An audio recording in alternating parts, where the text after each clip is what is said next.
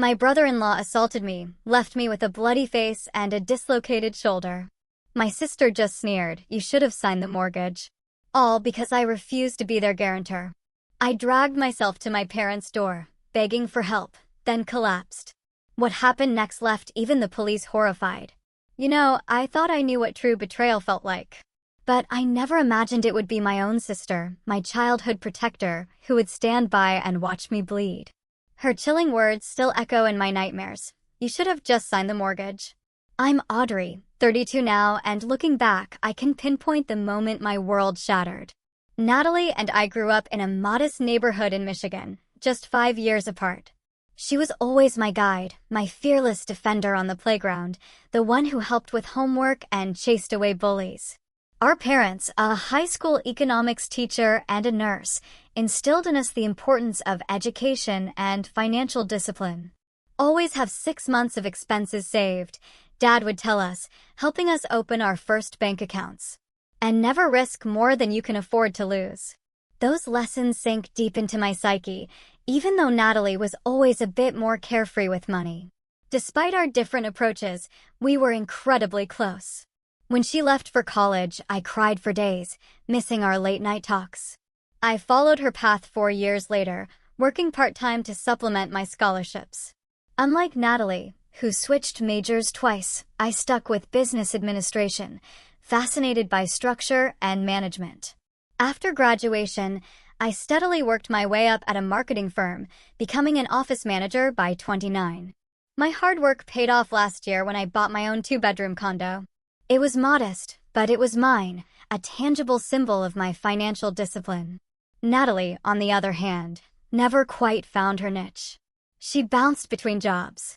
3 years ago, she met Greg at a barbecue. Their relationship moved fast. 6 months later, they were engaged. I was her maid of honor, gave a heartfelt speech, and genuinely welcomed Greg into our family. He was charismatic, seemed to adore her, and worked in sales. His income fluctuated, but they seemed fine. Natalie took a part-time job at a boutique, which I assumed was more for the discount and social interaction than for money. Family dinners at my parents' house were still a tradition, but over time, I started noticing subtle shifts in Natalie. The sister who once loved thrift stores now talked designer labels. She'd make comments about my practical car, suggesting I treat myself. Greg often steered conversations toward money, asking probing questions about my salary, or commenting on my condo's market value. At the time, I brushed it off as his sales background. I completely missed the warning signs. "Your sister and I are thinking about investment properties," Greg announced one Sunday dinner, about 6 months ago.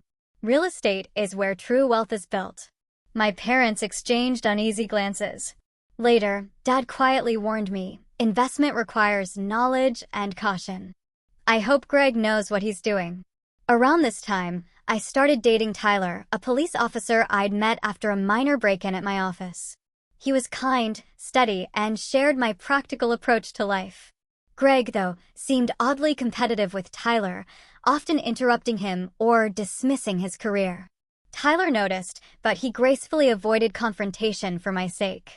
Looking back, I can see it now. Greg was assessing my financial position, creating an image of prosperity his own finances couldn't support. Natalie was becoming completely entangled in his worldview, where possessions meant success and family connections were just resources. The last truly peaceful family gathering was my 30th birthday, just 4 months ago. Natalie gave me a beautiful handmade bracelet, a throwback to our childhood. For a moment, I saw my old sister, the one who valued sentiment over material worth. If only I'd known how quickly our relationship would spiral after that. The request that shattered everything came on an ordinary Tuesday evening. Natalie called, her voice bubbling with excitement, inviting me to dinner. "We have amazing news," she gushed. "And we want you to be the first to know." I arrived with a bottle of wine, thinking maybe, just maybe, they were expecting a baby. Their apartment was spotless, candles lit, a lavish meal prepared. Greg was unusually attentive, pulling out my chair, keeping my glass filled. "So, what's this big news?" I asked as Natalie served my favorite homemade tiramisu. They exchanged glances. Greg pulled out his phone, showing me photos of a stunning two-story colonial. "We found our dream home," Natalie explained, her eyes shining. "4 bedrooms, gourmet kitchen, an incredible soaking tub in the master bath." "Wow, that looks gorgeous," I said sincerely. "Are you seriously considering buying it?" "Not just considering," Greg grinned. "We put in an offer yesterday, and it was accepted this morning." I nearly choked on my dessert. The house looked like it cost at least $500,000, far beyond what I knew they could afford. Greg must have read my expression. "I know what you're thinking," he said smoothly. "But I'm in line for a major promotion next month. The regional director position is practically mine." This was news to me. Greg had changed companies twice in 3 years, each time promising big success that never materialized. "That's great news," I said cautiously. "When would you close?" "That's actually why we wanted to talk to you," Natalie interjected, reaching for my hand. "With Greg changing jobs recently, the bank needs a little extra security on the loan." My stomach tightened. Greg continued, "Your credit score is excellent, and you have that stable job history banks love. We just need you to co-sign as a guarantor on the mortgage. It's just a formality, really. You wouldn't need to contribute anything financially." The casual way they dropped this bomb stunned me. Being a guarantor would make me legally responsible for their mortgage if they defaulted. Given Greg's job instability and their apparent comfort with stretching beyond their means, this was anything but a formality. "This is a big decision," I said carefully. "Can I have some time to think about it? Maybe review the details?" A flash of annoyance crossed Greg's face, quickly masked. "Of course, but we need to let the bank know by next week to keep our interest rate lock." On the drive home, my mind raced. Dad's cautions echoed. I spent the next day researching what being a mortgage guarantor actually meant. The more I learned, the more alarmed I became. If they missed payments, my credit would be damaged. If they defaulted entirely, I'd be responsible for their debt, potentially losing my own home and savings. I scheduled an appointment with my financial advisor, Linda, who didn't mince words. "This would be an enormous risk," she warned. "From what you've told me about their situation and job history, I'd strongly advise against it." 3 days later, I invited Natalie for coffee, hoping for a reasonable conversation without Greg. "I've been researching what being a guarantor means," I began gently. "It's actually a much bigger commitment than Greg made it." "Sound." Natalie stirred her latte slowly. "I know it sounds scary, but we would never put you in a bad position, Audrey. Greg is absolutely getting that promotion. But what if something unexpected happens?" I asked. "What if the promotion doesn't come through, or one of you has a health issue?" "I just need to understand the contingency plan." "There you go again," she sighed. "Always planning for the worst. Can't you just trust us?" "Trust me. This house means everything to us, starting our family." "I do trust you," I assured her. "But this is business, and mixing family with major financial commitments can get complicated. Maybe there are other options, like waiting a few months until Greg has actually secured the promotion." Disappointment clouded her face, but she nodded. "I understand your concerns. Let me talk to Greg about alternatives." I thought the conversation had gone well. But that evening, my phone buzzed with a text from Greg. "Natalie told me about your concerns. Thought you would support your sister's happiness. Guess blood isn't as thick as water after all." The passive-aggressive message was just the beginning. At our parents' house that Sunday, Greg was noticeably cold, offering only curt responses when I spoke. Natalie seemed caught in the middle, exchanging anxious glances with him. During dinner, I tried to logically explain my position, suggesting alternatives like a smaller starter home or waiting until their finances were more stable. "We've done the math," Greg said sharply. "We can afford this house. We just need your signature to satisfy the bank's red tape." "If you've done the math, then surely you can show me the budget breakdown," I suggested. "That would help me feel more comfortable." "So now we need to prove ourselves to you?" Greg's voice rose.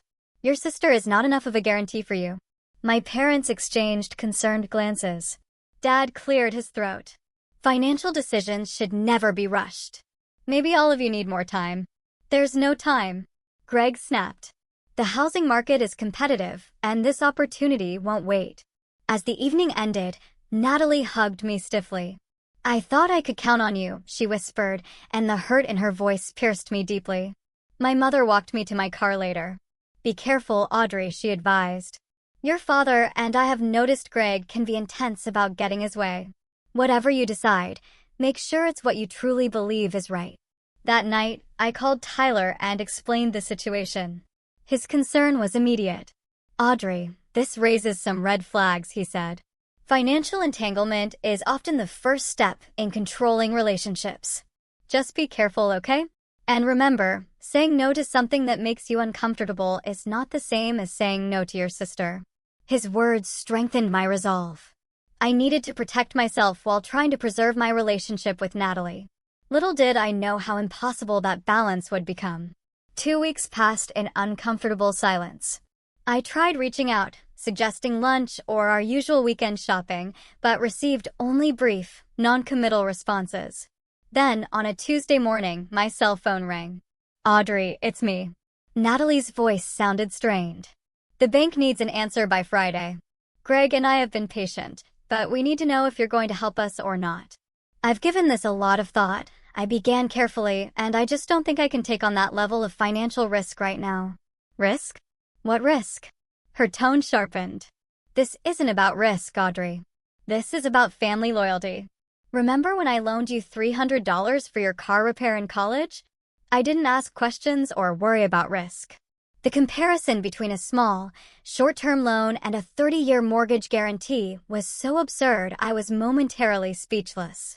Before I could respond, Natalie continued. Mom and Dad are disappointed, too. They raised us to support each other. This surprised me. Have they said that to you directly? They didn't have to. It's obvious how family is supposed to work, she retorted. Greg says your boyfriend is probably poisoning you against us. Tyler has never liked Greg. The conversation deteriorated further, ending with Natalie in tears and me feeling both guilty and manipulated. I called my parents immediately after. As I suspected, they had never expressed disappointment. In fact, they had told Natalie and Greg to respect my choice. The next escalation came without warning. 2 days later, while I was conducting interviews, my receptionist called. You have visitors. Stepping into the lobby, I found Natalie and Greg waiting, both dressed formally, like they were coming from a business meeting. We need to talk to you, Greg stated firmly. It cannot wait. Acutely aware of my professional environment, I led them to a small conference room. I'm in the middle of interviews today. What's so urgent? Greg placed a folder on the table. We brought the mortgage paperwork. All we need is your signature, and we can stop bothering you about this. I told Natalie my decision, I said, trying to keep my voice level. I'm sorry, but it hasn't changed. Greg's face hardened. Do you have any idea what this house means to us, to your sister? This is our future, our family we're talking about. I understand that, but there are other houses, other options that wouldn't require a guarantor. We don't want other options. His voice rose enough that I glanced anxiously at the door. This is the house we want, the neighborhood we need to be in for our future kids. Are you really going to deny your future nieces and nephews a safe place to grow up? The emotional manipulation was blatant now. Natalie sat silently, letting Greg lead the attack. When she finally spoke, her words shocked me. If you can't do this one thing for me, Audrey, then maybe we need to reevaluate our relationship. Sisters are supposed to be there for each other no matter what. I felt physically ill. Natalie, this is not about not wanting to help you. This is about making a sound financial decision that protects all of us. Protects you, you mean? Greg sneered. Always looking out for yourself first, right? When they finally left, I was shaking. I called Tyler during my lunch break. This is getting out of hand, he said, concern evident in his voice. They're using emotional blackmail to pressure you into a legally binding financial commitment. Have you considered talking to a lawyer? A lawyer? They're family, not criminals. I protested. Audrey, financial coercion is a real thing, and Greg's behavior is raising serious concerns. Just be careful, okay, and maybe document these interactions going forward. That weekend, my parents invited everyone for dinner, hoping to diffuse tensions. The atmosphere was strained from the moment Natalie and Greg arrived. My mother tried valiantly to maintain normal conversation. During dessert, Natalie deliberately brought up the house. "We might lose our dream home because some people don't understand family commitment," she announced, staring pointedly at me. My father frowned. "Natalie, we agreed not to discuss this tonight." "Why not? It's all that matters." "Right now," she insisted. "Audrey is being selfish and everyone is tiptoeing around it." "Financial decisions are personal," my mother interjected gently. "Your sister has the right to make her own choices about legal commitments." "So, you're taking her side, too?" Natalie's voice cracked.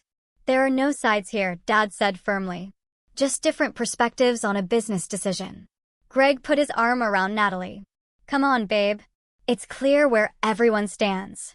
Your sister has her precious financial security, and we lose our future. But hey, at least she doesn't have to risk anything for family." The evening ended on that bitter note with Natalie and Greg leaving abruptly.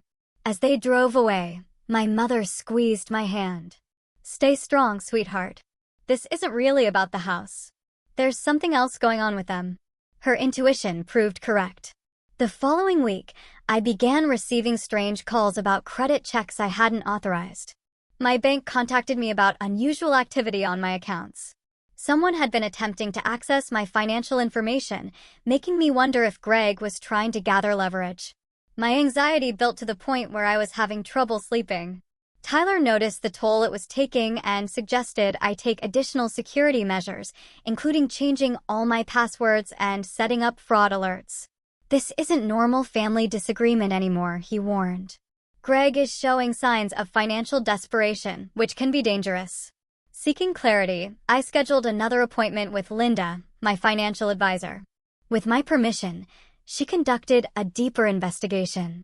"Audrey, there are some serious red flags here," she said gravely. "Greg has significant undisclosed debt. Multiple maxed-out credit cards, a personal loan, collections, and a previous mortgage default from before his marriage to your sister. If you were to become their guarantor, you would be taking on far more risk than you realize." This information stunned me. Did Natalie know about Greg's financial history? Was this why they were so desperate? Either my sister was being deceived by her husband, or she was complicit in hiding this from me. Armed with this knowledge, I made the final decision.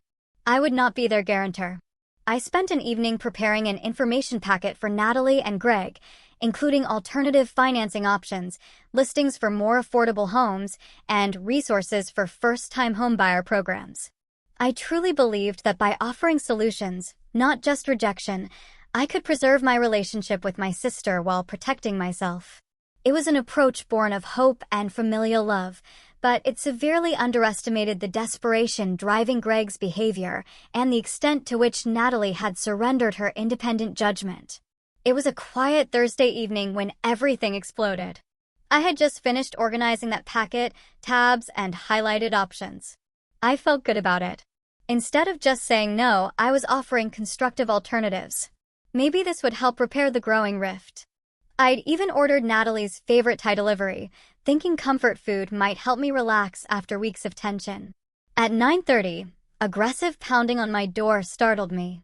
Through the peephole, I saw Greg's distorted face, contorted with anger.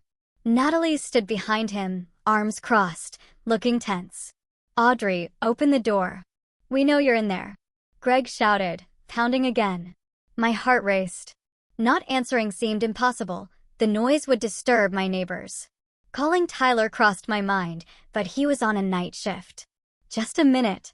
I called, quickly texting my location to Tyler with a brief, "Greg here, very angry," message before opening the door with the security chain still engaged. "What is going on? Why are you pounding on my door this late?" Greg's face was flushed, his eyes bloodshot. "Take off the chain, Audrey. We need to talk. It's pretty late. Can this wait until tomorrow? I actually have some information I was going to bring over to you guys this weekend." "Tomorrow?" Greg laughed bitterly. "There is no tomorrow. The bank called. We lost the house because you were too selfish to help us." Before I could respond, he slammed his shoulder against the door with enough force to break the security chain. I stumbled backward as Greg pushed his way into my apartment. Natalie, following behind him, looked pale but resolute. Greg, you need to leave right now, I said, trying to keep my voice steady while reaching for my phone. This is not okay. He snatched the phone from my hand and threw it across the room. Nothing about this is okay. Do you have any idea what you've done to us? To your sister. I didn't do anything to you, I protested, backing away. I just couldn't take on the financial risk of being your guarantor. But I've been researching alternatives that might work better for your situation. I gestured toward the folder on my dining table. Greg followed my gaze, strode over, and flipped through its contents. Cheaper houses, first-time buyer programs. His voice dripped with contempt. You think we want your charity? Your condescending little solutions. He grabbed the folder and threw it against the wall, papers scattering across my living room floor. Greg, please, Natalie finally spoke, but not to restrain him. Let's just go. She has made her choice. No, I want her to understand what she has done. Greg insisted, turning back to me. You know what the real estate agent told us today? That the sellers accepted another offer. Do you know why? Because they got tired of waiting for our financing to come through. Financing that would have been secured weeks ago if you had just signed the papers. His face was inches from mine now, spittle flying as he shouted. I could smell alcohol on his breath. I'm sorry you lost the house, I said, trying to de-escalate. But there will be other houses, better ones that you can afford without needing a guarantor. Afford? Greg's laugh was ugly. You think you know everything about our finances, about what we can afford? Actually, I do know some things, I said, my fear beginning to transform into anger. I know about the maxed-out credit cards, Greg, and the personal loan and collections and your previous mortgage default. The color drained from his face. You had no right to look into my financial history. I had every right when you were asking me to guarantee hundreds of thousands of dollars. I countered. Did Natalie know about all this? Did you tell her before you pressured me to put my financial future on the line? I looked at my sister, whose expression had shifted from resolve to confusion. Natalie, did you know? Don't talk to her. Greg growled, stepping between us. This is between you and me now. No, it's not. I insisted, trying to move around him to see my sister. Natalie deserves to know the truth if she doesn't already. This is not just about a house. Greg has serious financial problems that he's been hiding. Shut up, Greg roared. Before I could react, his hand shot out, shoving me hard against the wall. The back of my head hit with a sickening thud, momentarily disorienting me. Greg. Natalie gasped, but made no move to intervene. I tried to push away, but Greg grabbed my shoulders and slammed me back again. Pain exploded through my right shoulder as something gave way with an audible pop. I screamed in agony, which seemed to only further enrage him.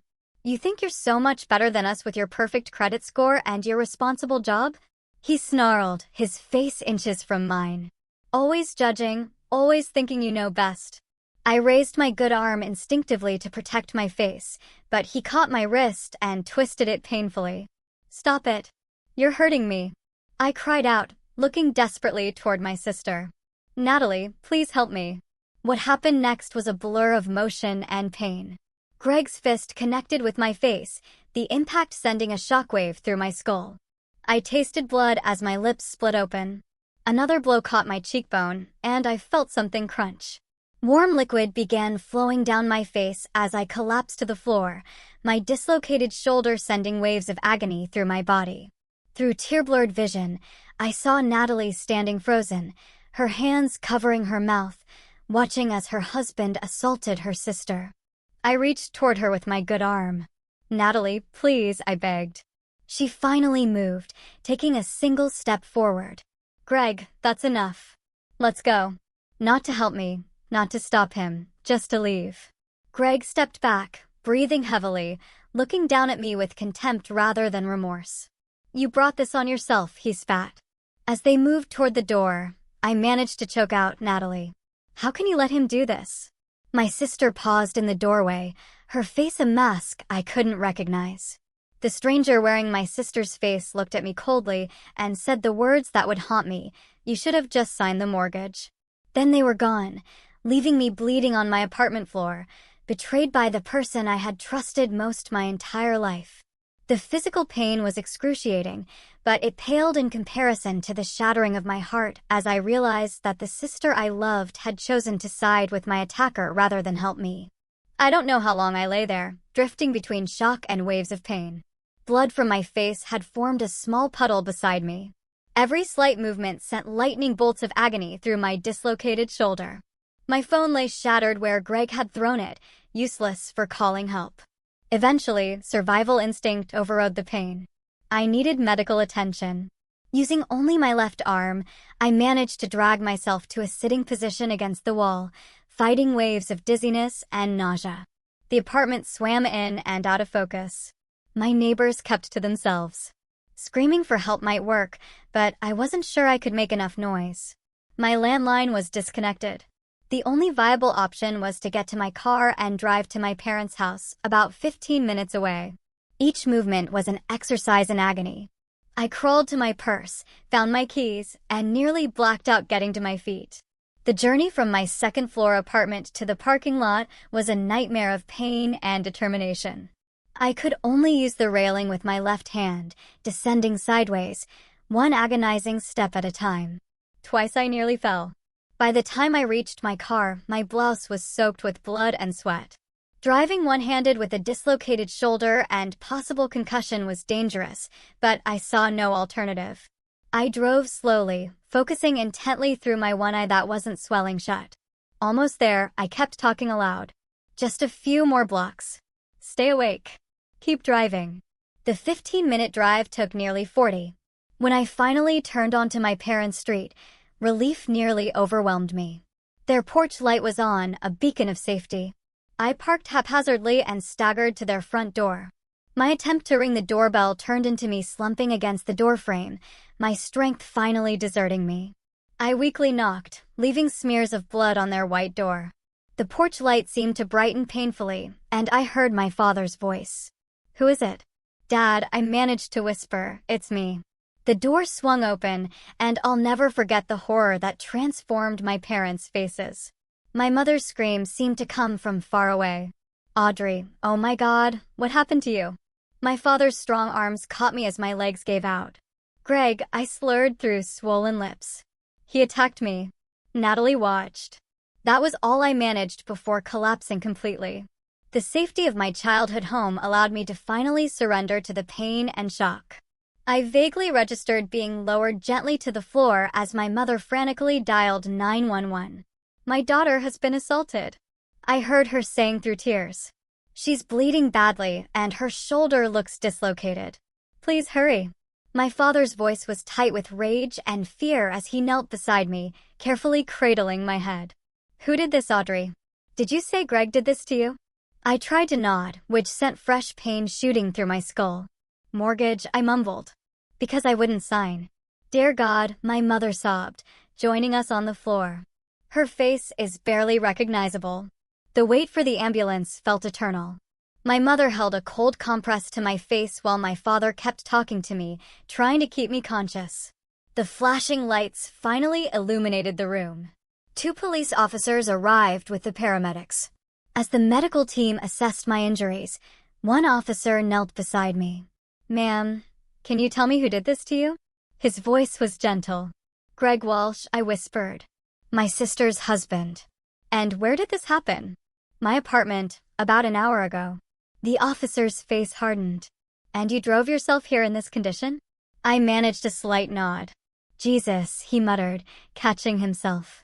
"I mean, that shows incredible strength, ma'am. We'll need a formal statement, but let's get you medical attention first." As they transferred me to a gurney, I heard the officer speaking quietly to his partner. "Call it in. Aggravated assault, possibly attempted murder given the extent of injuries. Suspect is Gregory Walsh, brother-in-law of victim." The ambulance ride was a blur of pain and medical terminology. Blood pressure dropping, possible orbital fracture, dislocated shoulder, concussion protocol. They gave me something for the pain that softened the edges of the world.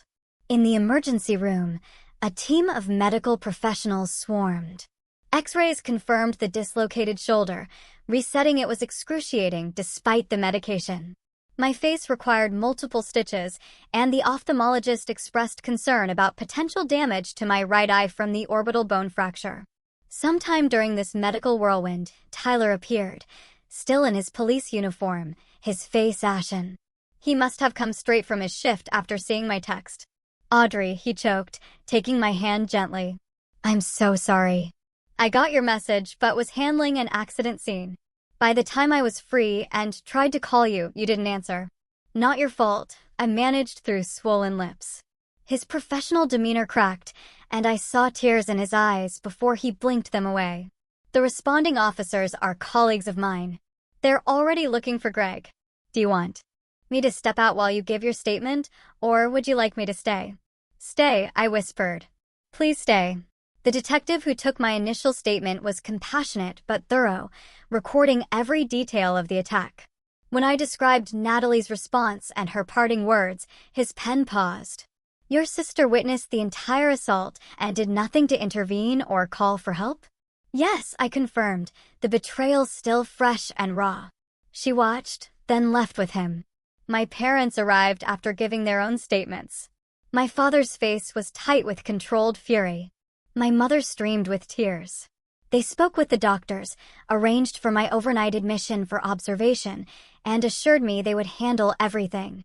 As the pain medication finally pulled me toward sleep, I heard Tyler speaking quietly with my parents. "This goes beyond domestic dispute," he was saying. "The level of violence, the premeditation in going to her apartment, breaking in, essentially, we're looking at serious felony charges." "And Natalie?" my mother asked, her voice breaking.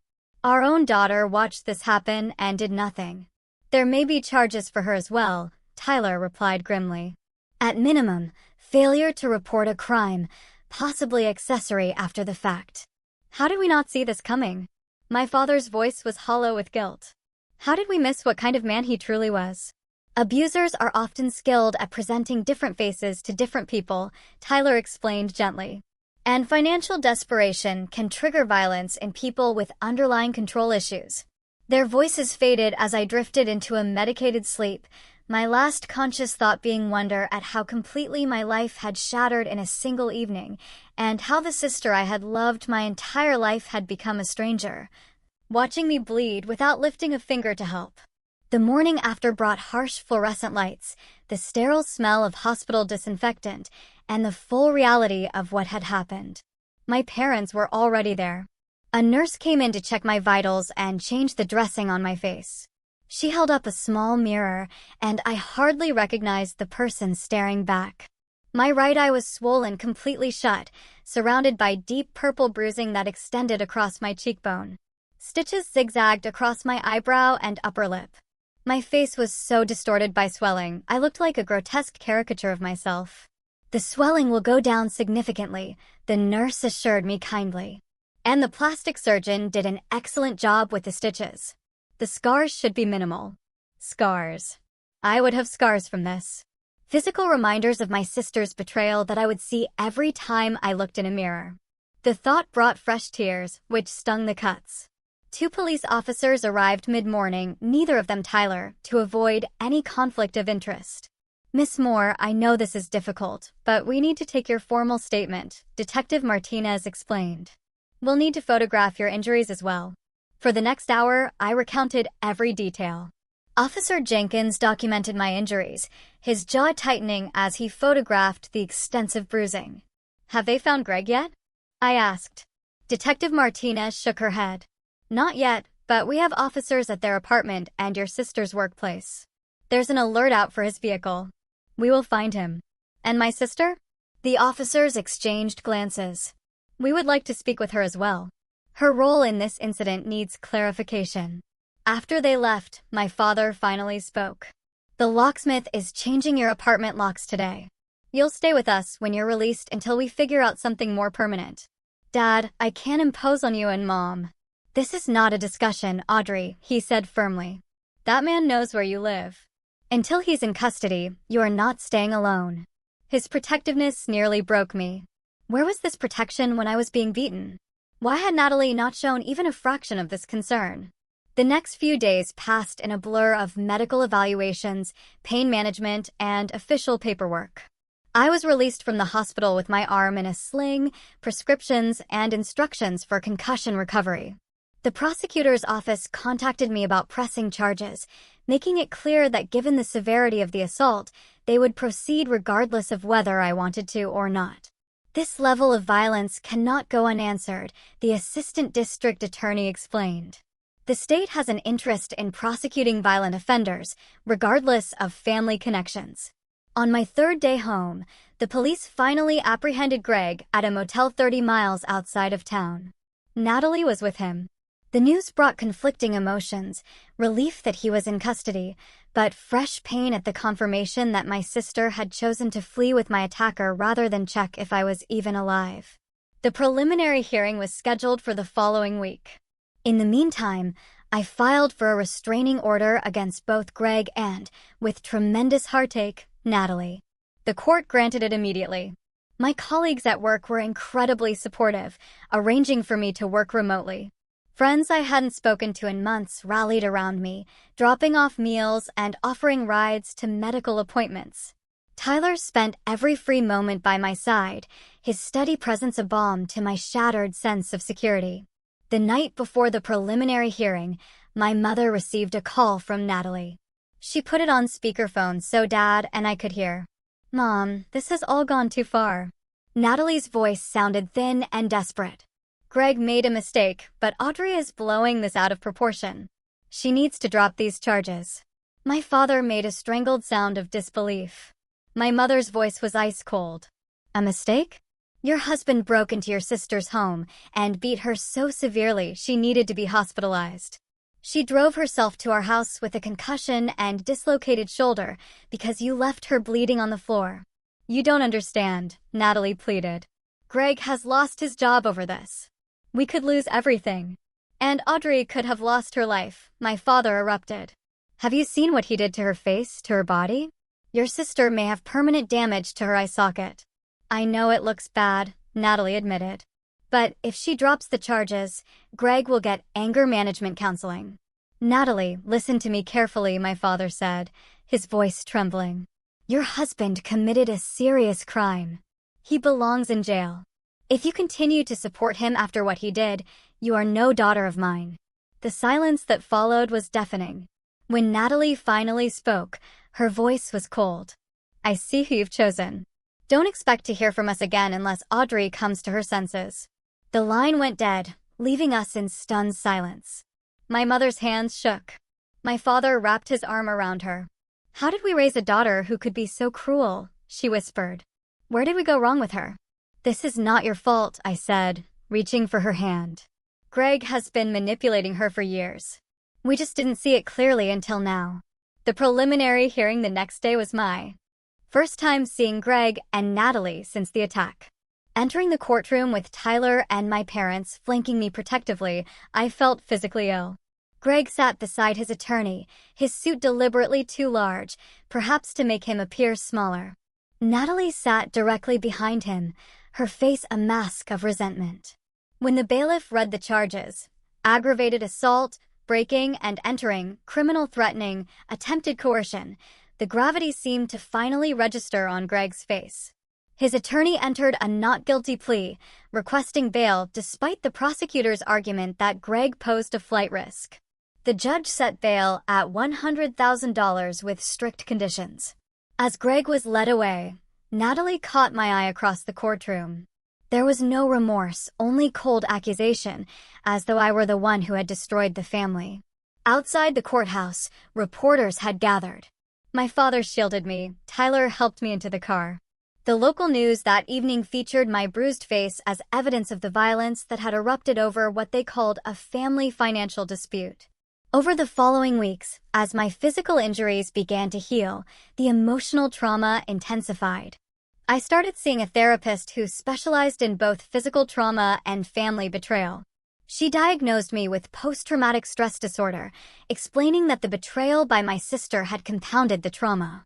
When someone we trust implicitly harms us or allows harm to come to us, she explained, it damages our fundamental ability to feel safe in the world. The recovery process involves not just healing from the event itself, but rebuilding your sense of safety and trust. Greg's attorney approached my lawyer with a plea offer. Greg would plead guilty to a lesser charge of simple assault if I agreed to make no victim impact statement. I refused immediately. The full truth needed to be on record, not just for my own healing, but to ensure Greg faced appropriate consequences.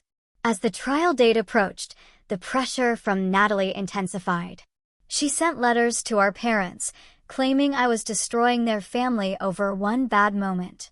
She attempted to contact my friends, painting me as vindictive and exaggerating my injuries. When these efforts failed, she showed up at my parents' house late one night, hysterical and demanding to see me. My father called the police, reporting her for violating the restraining order. When officers arrived, they found Natalie pounding on the door, screaming that I had ruined her life. Her arrest for violating the protective order was the final fracture in our already splintered family. The trial itself was mercifully brief. The evidence was overwhelming: my medical records, photographs of my injuries, my testimony, and most damning of all, security footage from my apartment building's hallway showing Greg breaking in and Natalie following him without coercion. The prosecutor also presented evidence of Greg's financial deception. When it was my turn to testify, I looked directly at Greg as I described the attack in detail. Then I turned to where Natalie sat and recounted her final words to me as I lay bleeding. "You should have just signed the mortgage." The courtroom fell silent at this revelation of callousness. Greg's attorney attempted to paint the incident as a momentary loss of control by an otherwise upstanding citizen under financial stress. The strategy failed spectacularly. The jury deliberated for less than 3 hours before returning a guilty verdict on all counts. At the sentencing hearing 2 weeks later, the judge did not mince words.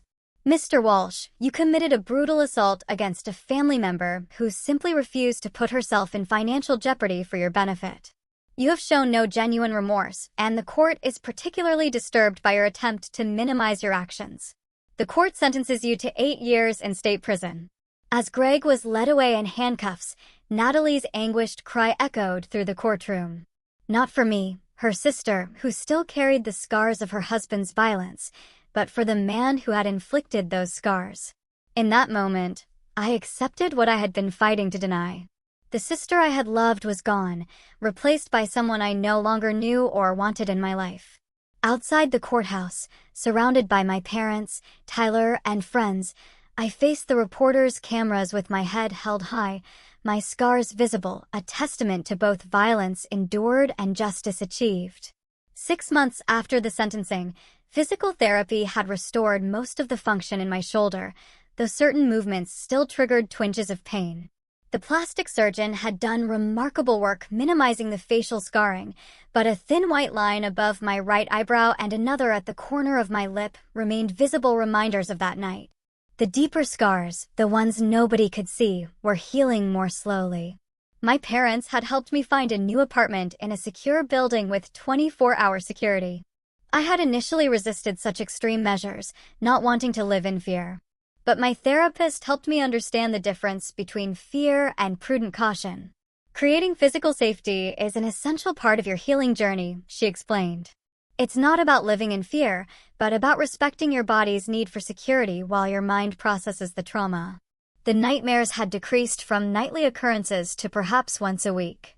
I no longer jumped at every unexpected knock or flinched when someone raised their voice. These were small victories, hard-won through consistent therapy and the unwavering support of those around me. Tyler had been my rock, never pushing, always present. Our relationship had deepened through the crisis. His patience and understanding created a safe space for my healing. When he surprised me with a weekend getaway to a lakeside cabin 3 months after the trial, I found myself able to truly relax for the first time. "I'm proud of you," he said as we watched the sunset. "Not just for surviving, but for how you've handled everything. Your strength amazes me every day." My career had become another anchor.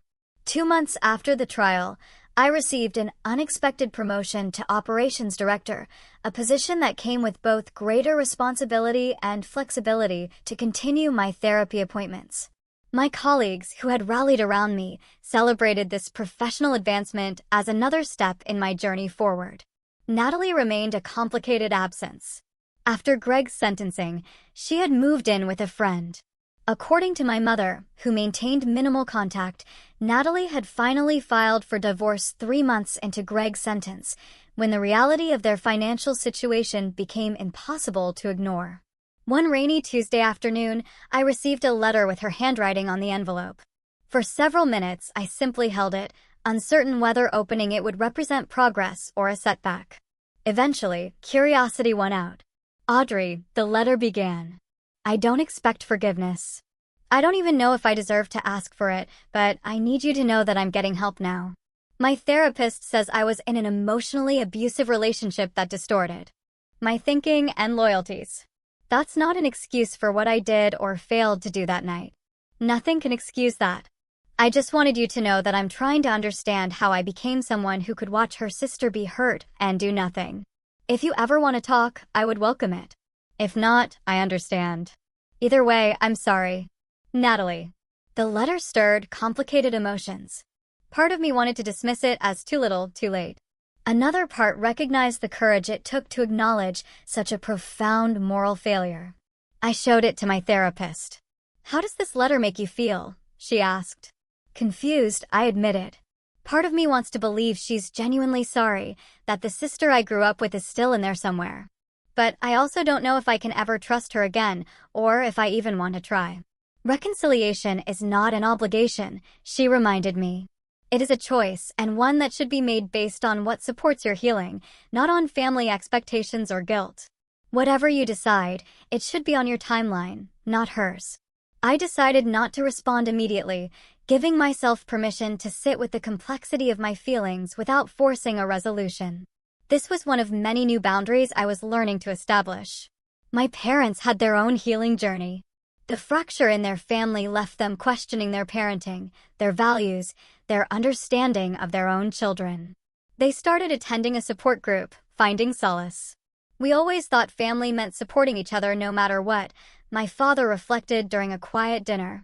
"Now we understand that true support sometimes means holding people accountable, even when it hurts." My mother reached across the table to squeeze my hand. "We'll always regret not seeing the warning signs with Greg, but we are so proud of how you've handled this, Audrey. You showed us what real strength looks like." As my confidence rebuilt, I found myself drawn to sharing what I had learned. 6 months after the trial, I approached the local community college about hosting a financial education workshop specifically designed for women. The focus was on financial independence as a form of self-protection, covering everything from emergency funds to understanding the legal implications of co-signed loans. The first workshop drew 30 participants. By the third session, we had to move to a larger venue to accommodate over 70 women. Some came from domestic violence shelters, others were students or professionals. The common thread was a desire for financial knowledge as a pathway to security and independence. Tyler attended the fourth workshop, sitting quietly in the back. Afterward, as I gathered my materials, he approached with a small velvet box in his hand. "I was going to plan some elaborate proposal," he said, his voice uncharacteristically nervous. "But watching you tonight, seeing how you've transformed your pain into purpose, I couldn't wait another day to ask you to share your life with me." The ring was simple and elegant, a single diamond. It represented everything I had come to value: clarity, strength, enduring beauty that emerges from pressure. My immediate instinct was to say yes, but I paused, honoring the promise I had made to myself about making deliberate decisions. "Can I think about it?" I asked gently. "Not because I don't love you, but because I want to be sure I'm saying yes for the right reasons, not from fear or dependency." His smile was tender with understanding. "Take all the time you need. The question will still be here when you're ready to answer." 2 weeks later, after deep reflection, I gave him my answer over dinner at my new apartment. The yes came not from fear or need, but from a place of strength and genuine choice. As spring turned to summer, I found myself volunteering at the same domestic violence shelter whose residents had attended my workshops. Once a week, I sat with women whose stories echoed aspects of my own, offering not just practical advice, but living proof that survival and rebuilding were possible. The hardest lesson I learned, I told a group during one session, was that family is not defined by blood or obligation. True family consists of people who protect rather than endanger you, who respect your boundaries rather than demand their violation, who value your well-being as much as their own desires. 1 year to the day after the attack, I stood before the bathroom mirror and really looked at my scars. The physical marks had faded significantly, though they would never disappear completely. I traced the thin line above my eyebrow gently, no longer seeing it as a mark of victimhood, but as evidence of survival.